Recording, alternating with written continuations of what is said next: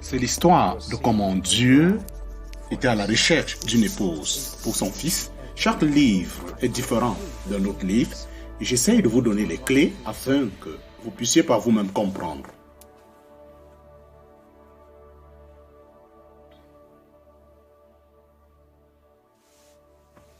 Explication de Genèse, partie 2, le Créateur et la création. J'aimerais vous donner une petite philosophie, une leçon de philosophie. Chaque personne a sa propre philosophie, votre manière de penser par rapport aux choses.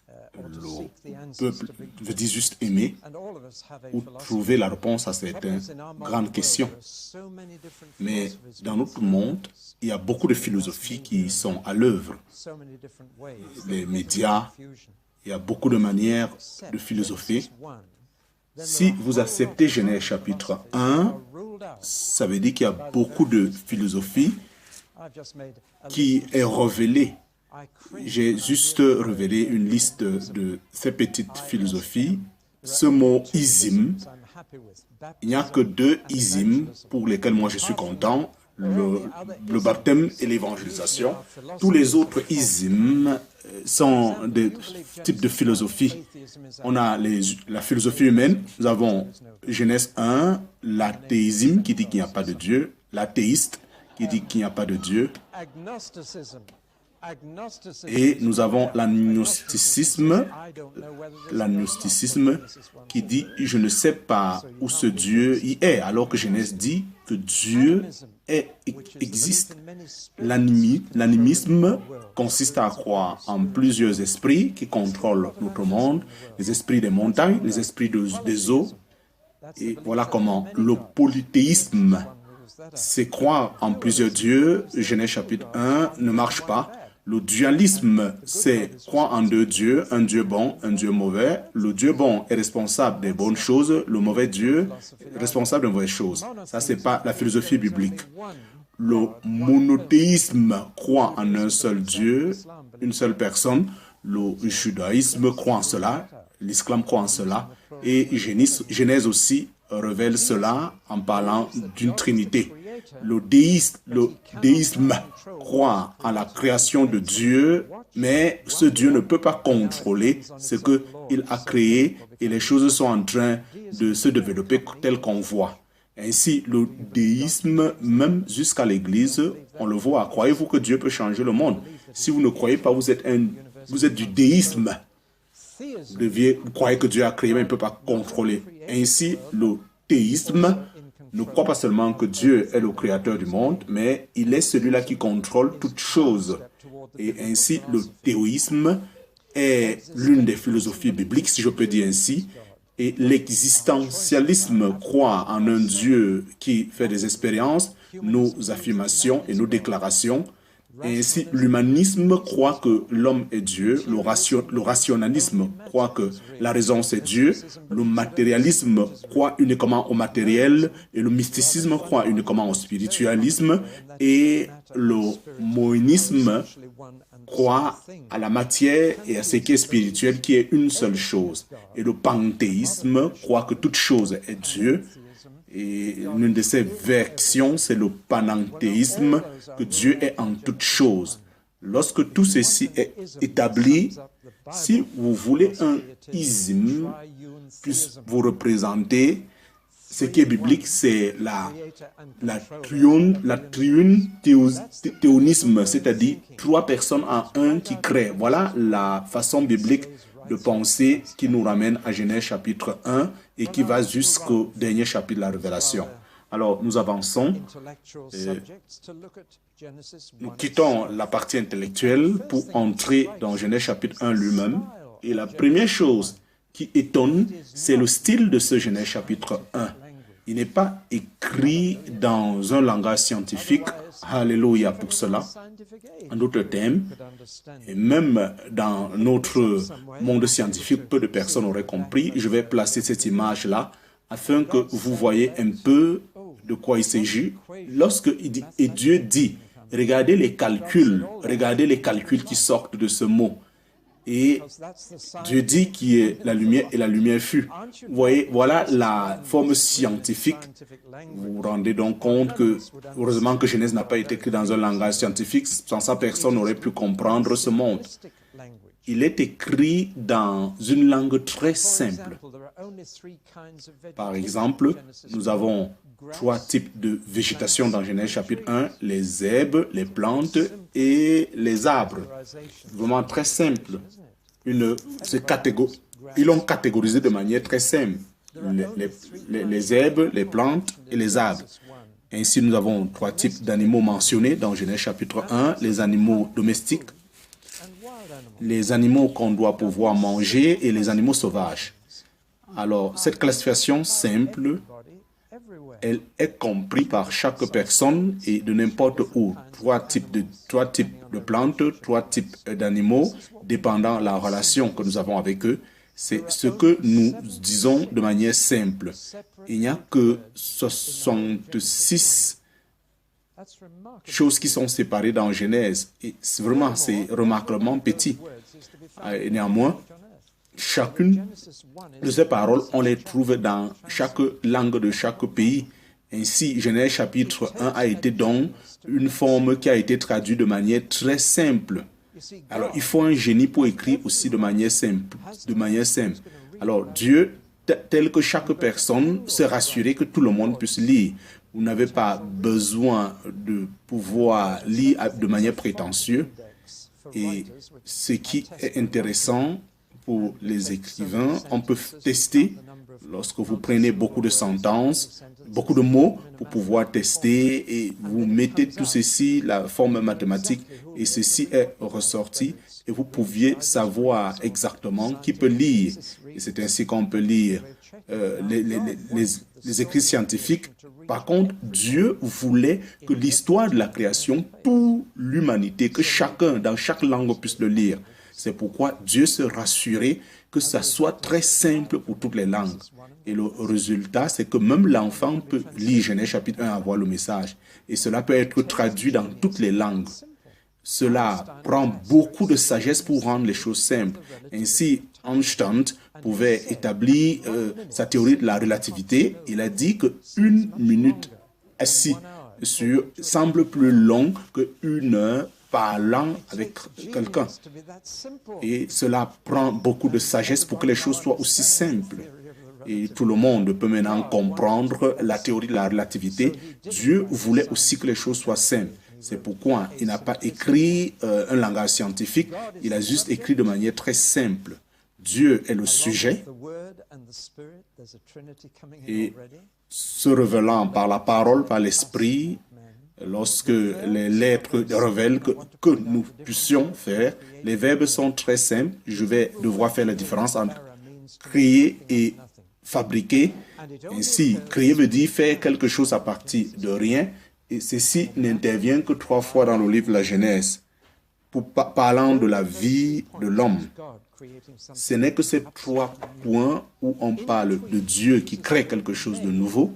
Et entre, on a le mot fabriquer, c'est-à-dire faire quelque chose de ce qui existe déjà. Nous aussi, nous pouvons fabriquer à partir de ce qui existe, mais nous sommes incapables de créer. Et voilà toute la différence dans Genèse chapitre 1. Il y a 3 points sur lesquels Dieu fait toutes choses nouvelles à partir de rien. La vie, la nature et l'homme. Et oui, l'objet, nous avons les jours de 1 à 7 sont aussi très simples. Chaque sentence, chaque partie révèle le verbe et l'objet. La grammaire, elle est aussi très simple. Et une fois de plus, tout le monde peut le comprendre clairement. C'est très, très remarquable. Ainsi, la structure de Genèse chapitre 1, elle est merveilleusement établie, elle est tellement ordonnée au travers de 6 jours, mais les 6 jours sont repartis en 3 et 3. Vous ne pouvez pas certainement comprendre cela, mais il y a beaucoup de 3 qui ressort.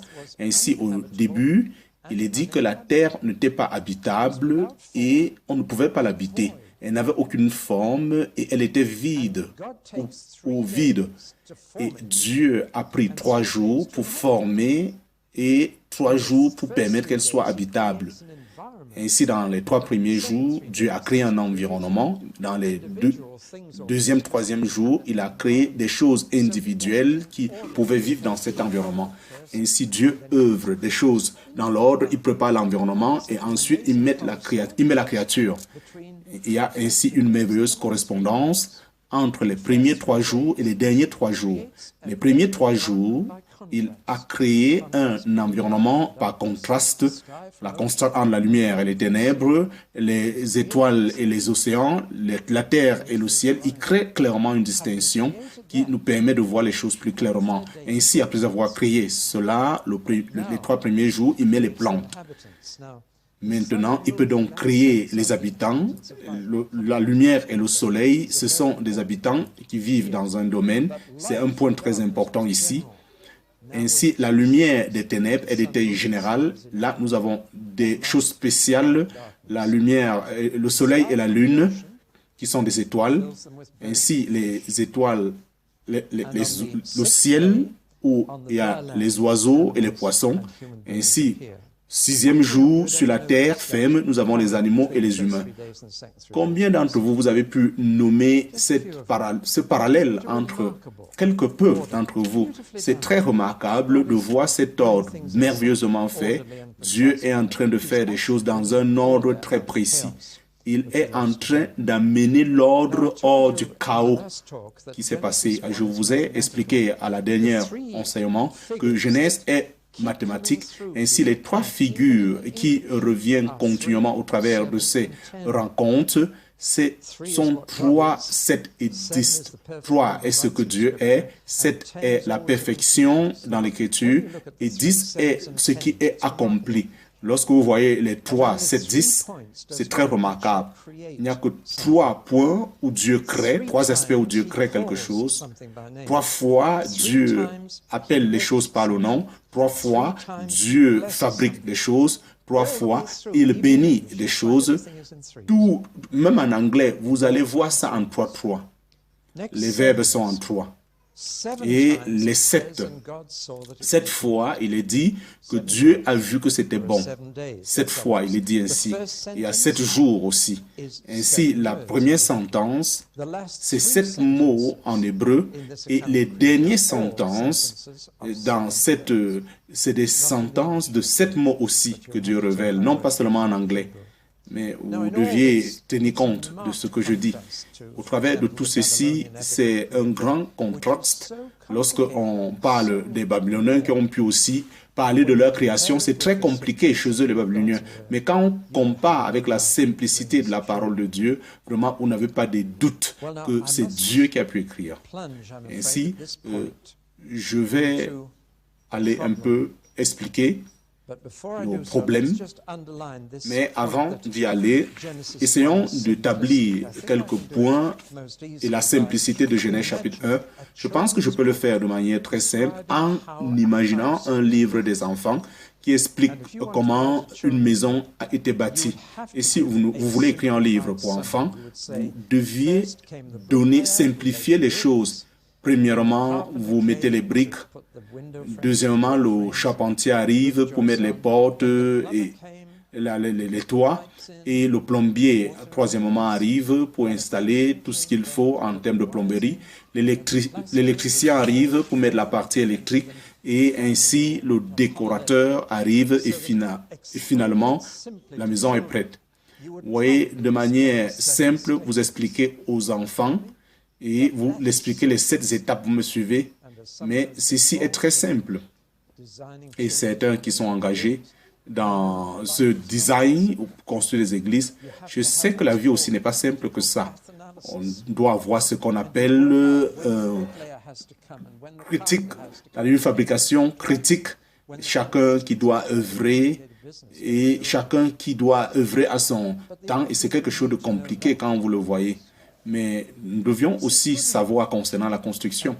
Ceci est simple et c'est ce que vous devriez faire si vous deviez expliquer cet enfant à quiconque. Est-ce que vous me suivez cette explication? Il n'y a pas de doute que Genèse est une simplification et la science peut ne pas connaître les détails d'un certain nombre de choses, mais Dieu s'est rassuré que chacun puisse comprendre que c'est lui qui l'a fait et qu'il a œuvré cela dans un ordre très précis. Mais lorsque vous parlez ainsi, nous pouvons donc aller à ce que j'appelle la science et les Écritures. Et toute la tension est là. Il y a une tension entre les scientifiques parlant de tout ce qui est supernaturel, parce que la science ne peut que étudier ce qui est naturel. Ils ne peuvent pas étudier ce qui est surnaturel. C'est pourquoi le surnaturel, pour eux, n'est pas quelque chose de réel. Et cela leur semble très difficile d'y penser. Mais il y a des questions spécifiques auxquelles les scientifiques sont en train de penser par rapport à Genèse chapitre 1 lorsque nous parlons de la création. Je vais mentionner quelques difficultés que les peuples ont. Est-ce que c'est Adam qui... Est-ce qu'Adam a eu des voisins? Vraiment, cela est profond. Ou est-ce qu'un serpent peut parler? Ou comment Caïn a eu sa femme? Oui, quelqu'un a posé cette question. Et pourquoi est-ce que d'autres sont intéressés aux femmes des autres? Oui, il y a 3 possibilités que je vais répondre par rapport à ça. L'une des lettres que j'ai lues dans une lettre, est-ce que Noé a pu prendre ceci dans l'arche? Ou de manière technique? Ou quelqu'un d'autre qui posait la question, pourquoi est-ce que ce mot n'est jamais mentionné lorsque nous parlons? Mais vraiment, ceci n'est pas normal. Il y a des choses sérieuses que nous devions faire face. La vitesse de la création, la géologie nous parle de millions d'années. Genèse est en train de parler de 6 jours. Vous voyez une grande différence entre les deux là. Et l'âge de la terre aussi, l'ordre de la création. Vraiment, ce qui est remarquable, c'est que la science est d'accord avec l'ordre de Genèse chapitre 1, avec une exception qui n'accepte pas, et je pense que ceci peut s'expliquer. L'exception, c'est que le soleil et la lune n'ont pas apparu le premier jour, mais nous savons que la terre, à l'origine, était couverte par une grande nuée. Et Genèse chapitre 2 parle qu'il y avait comme une nuée qui couvrait toute la terre. Et lorsque la première lumière est apparue, c'était quelque chose que la lumière a dû seulement éclairer. Lorsque les plantes ont commencé à grandir et recevaient l'oxygène, cela automatiquement a éliminé ces nuages qui étaient sur la terre. Ainsi, on peut se rendre compte que la science dit que ce n'est après que les plantes, que le soleil et la lune, mais la science est d'accord avec l'ordre de Genèse chapitre 1. C'est-à-dire que les créatures ont apparu dans les eaux avant l'homme. Et ceci est très étonnant de ce sens-là. Ainsi, l'ordre n'est plus un problème actuellement, mais l'origine des animaux et des hommes est toujours questionnable par la science. Et il y a d'autres choses telles que l'âge des gens qui ont vécu avant, le déluge, que ces gens vivaient 600 ans, eux, ils ne croient pas, et Noé lui-même. Ainsi, dans la pensée des gens, des anciens, de ceux qui sont modernes aujourd'hui, cette question, c'est pourquoi je ne voudrais pas parler tellement de ça, parce que je crois qu'on doit avoir le message de la Genèse premièrement, et ensuite s'attaquer à ce problème. Si vous discutez le problème, vous allez manquer ce qui est plus important dont nous voulons tirer de Genèse. Néanmoins, nous devions gérer ce désagrément. Je voudrais commencer par dire qu'il y a 3 façons de gérer ces problèmes de la science avec les Écritures. Et c'est très important. Comment vous allez gérer? Les 3 voies, c'est de pouvoir soit répudier ou de faire une ségrégation ou de pouvoir intégrer. Ainsi, le premier c'est les chrétiens naïfs qui disent on doit faire un choix. Soit vous choisissez les Écritures, elles sont vraies, ou vous choisissez la science. Mais vous deviez repudier l'un ou l'autre. Vous ne pouvez pas accepter les deux.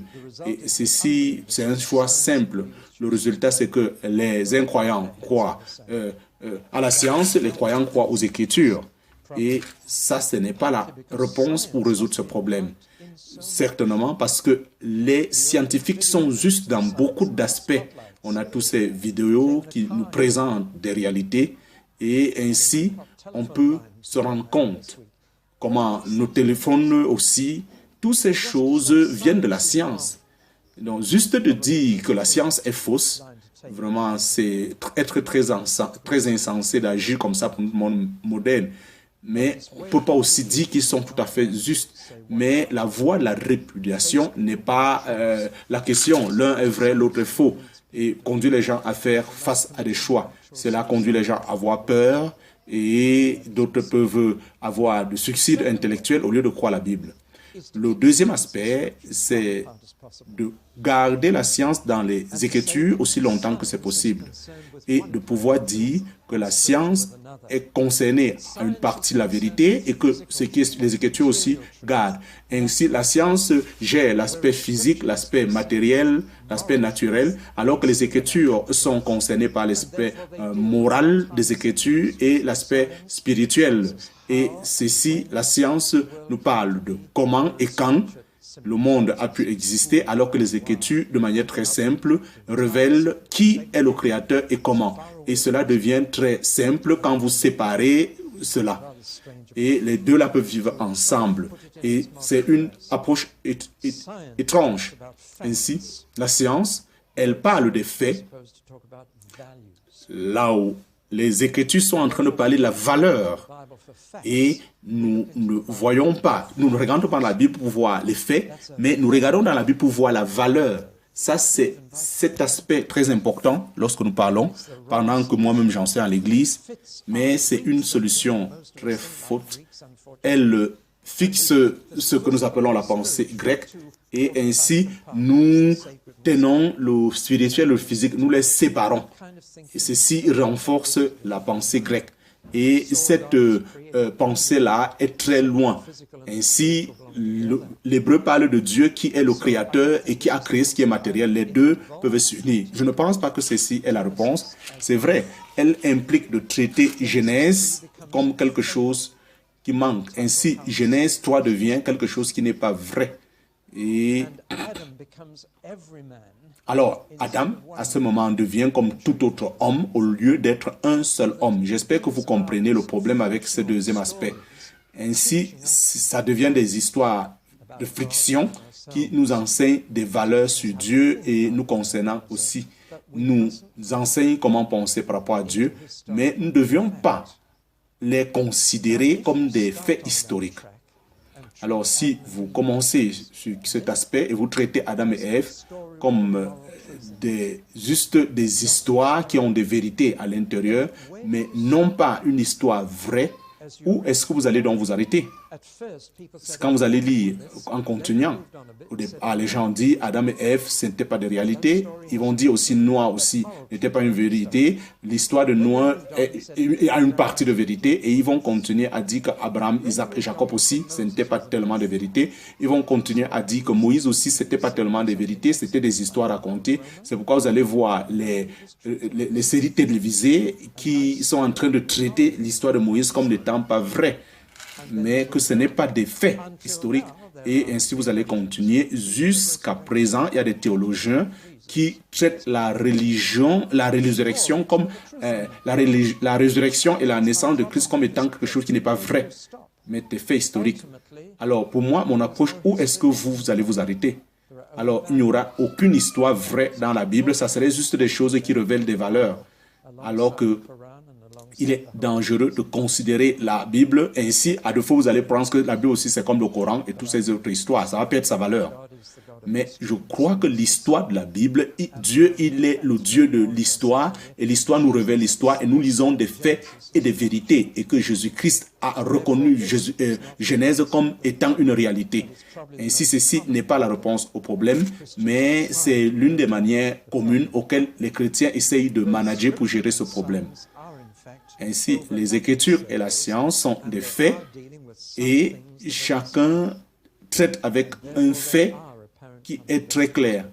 Alors, ils peuvent être en contradiction l'un l'autre. Alors, comment est-ce que nous allons résoudre? Comment est-ce que nous pouvons ramener ces deux ensemble?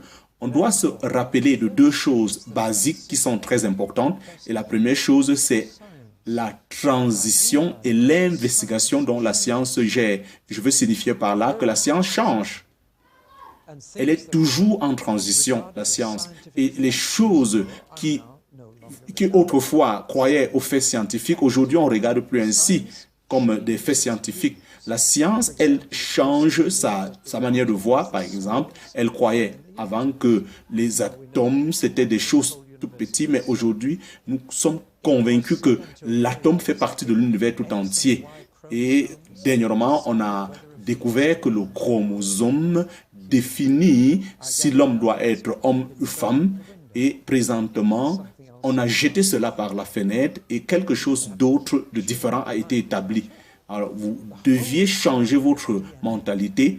Ainsi, la découverte de la GNN a révélé, nous connaissons clairement maintenant que la forme de la vie est cachée dans ce que nous appelons le DNA. Et ainsi, ce DNA est un langage mathématique. Ce n'est pas juste une combinaison, c'est un langage qui est passé d'une génération à l'autre. C'est pourquoi la DNA doit avoir une personne qui est derrière. Vous voyez, ça change beaucoup la manière de penser. Ainsi, la science change. Elle est continuellement dans une forme de transition. Ainsi, la géologie aussi change. Et ainsi, la science on dit aujourd'hui qu'il y a maintenant 7 manières de découvrir l'âge de ce monde et on explique qu'au travers des plaques tectoniques et ainsi on donne des listes des dates qui présentent ces nouvelles méthodes. Et le cours, c'est 9 milliards d'années et le cours, c'est 6 millions d'années. Et voilà un peu le cas de la géologie. Ainsi, nous devions laisser les scientifiques faire leur part de choses et d'être réels. Et l'anthropologie aussi est en train de gérer ce que nous pensons autrefois que les préhistoriques étaient des ancêtres. Aujourd'hui, on ne le voit plus ainsi. Et cela est en train de disparaître. La biologie aussi est en train de changer. Beaucoup ne croient plus en Darwin comme autrefois. Nous voyons, ça c'est le premier point, c'est pour vous dire que la science change avec le temps. Et lier la Bible à un âge particulier de la science, ça veut dire que cela va à créer autre chose. Le deuxième point que je voudrais dire, qui est aussi important, c'est que la manière d'interpréter les Écritures peut aussi changer. La Bible, elle est inspirée, mais notre interprétation de cette Bible peut ne pas toujours être. On doit faire une claire distinction entre les textes bibliques et comment est-ce que nous interprétons ces textes. Par exemple, lorsque la Bible parle des 4 vents qui tombent, qui va donc m'interpréter que ces 4 vents représentent la terre? La Bible utilise ce que nous appelons un langage qui apparaît parlant du soleil, qui apparaît à l'est et qui brille par-ci par-là, qui va m'expliquer cela normalement. Mais il y a de mauvaises interprétations qu'on peut facilement le faire en utilisant ce langage. Ainsi, nous devions penser une fois de plus concernant notre interprétation envers la parole, afin que nous puissions de cette façon que la science soit une transition et que la tradition de la Bible soit aussi quelque chose que nous devions reconsidérer pendant que nous avançons. Je pense que j'ai illustré ceci en parlant un peu les jours dans Genèse chapitre 1. Et j'ai découvert qu'il y a au moins 5 types de voies de pouvoir interpréter le mot jour dans les Écritures. Et je vais vous présenter les 5 types qui présentent les jours. Il y a premièrement ce que nous parlons en les 6 jours durant l'année. Nous devions fermer cela. Comment est-ce que nous allons prendre le mot jour dans le livre de Genèse chapitre 1? En hébreu, c'est Yom, qui quelquefois signifie le jour de 24 heures, qui signifie aussi une année ou comme une journée. Je ne suis pas en train là de parler de 24 heures, mais un autre jour. Mais il y a 5 différentes manières d'interpréter. La première, c'est de prendre le mot jour littéralement comme une journée de terre, c'est-à-dire qu'il y a 24 heures. Ainsi, le problème ici, c'est de trouver plus de temps quelque part. Et vous allez voir beaucoup de commentaires qui sont en train de trouver ce temps. Ainsi, le premier, c'est de trouver un vide entre le verset 1 et le verset 2 ou le verset 3.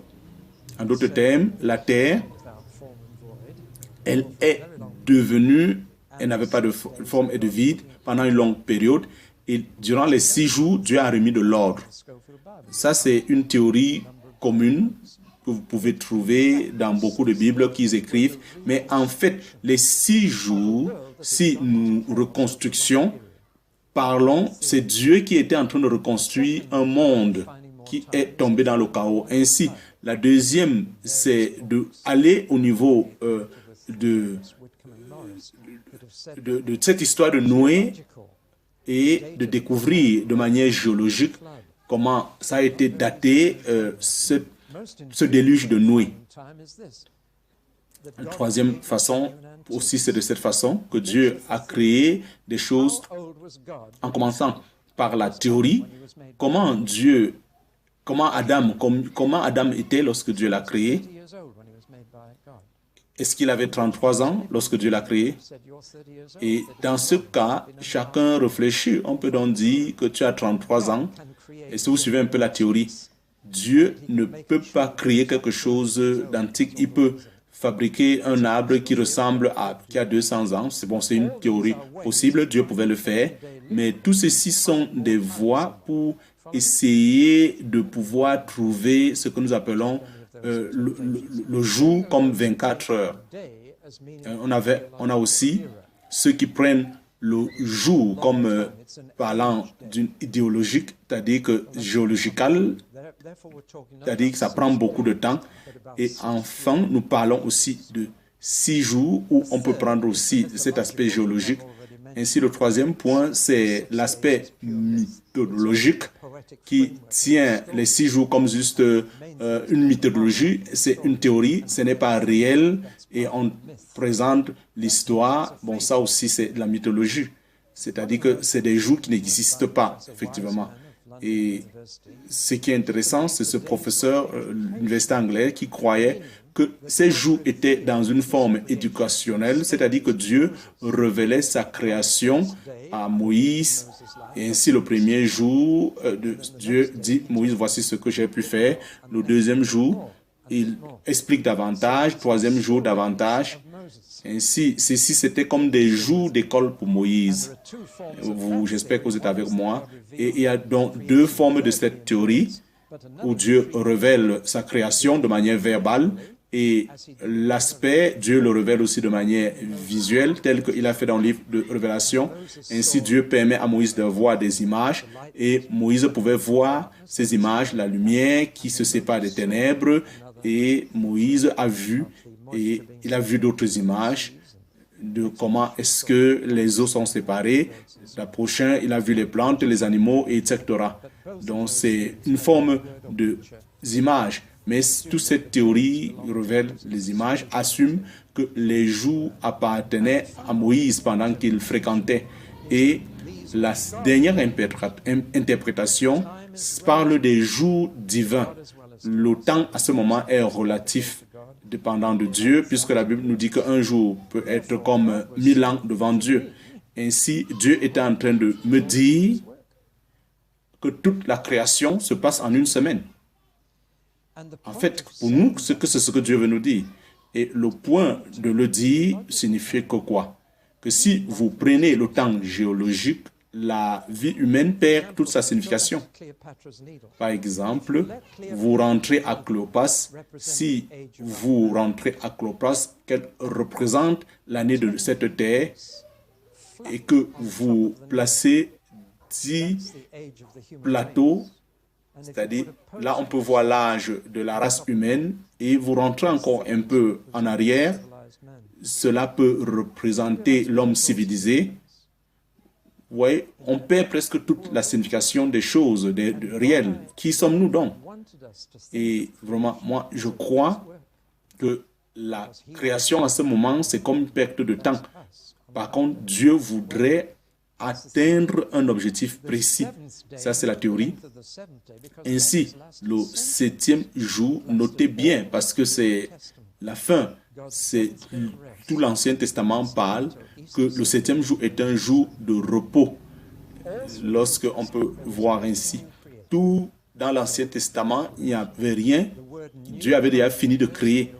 Ainsi, le mot nouveau intervient dans l'Ancien Testament une fois, une seule fois. Et c'est un verset dans Ecclésiaste qui dit il n'y a rien de nouveau sur le soleil.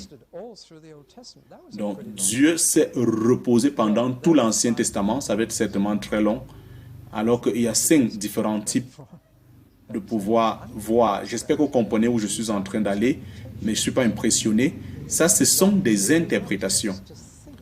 Dieu, clairement, voulait que nous puissions penser à son travail comme un travail d'une semaine. C'est juste là le message. Moi, je me contente de ce message.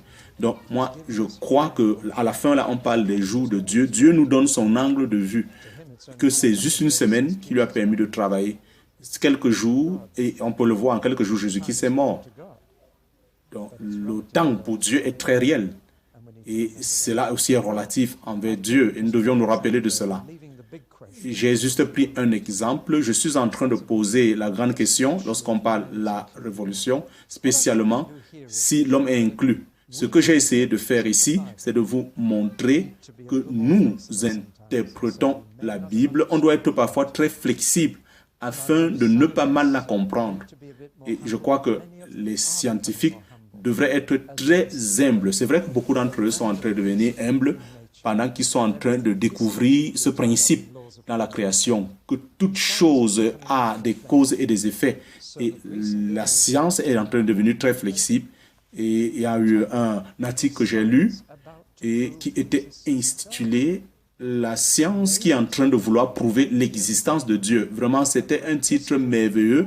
Il y a de cela des années, on ne pouvait pas lire ça, mais aujourd'hui, c'est quelque chose qui est réel, que la science est ouverte à la réalité de ce Dieu qui a créé toutes choses. Ainsi, la science de nos jours et les Écritures sont en train d'aller dans une seule direction.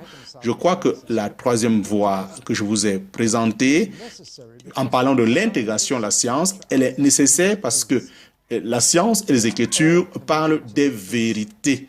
Ils focalisent tous la vérité et il faut qu'à la fin, c'est pourquoi je crois que la science est en train de découvrir beaucoup de vérités par rapport à notre univers, mais elle ne peut pas nous révéler les vérités extrêmement importantes concernant le Créateur et nous-mêmes. Et pour cela, nous avons les Écritures. Nous remercions Dieu pour cela.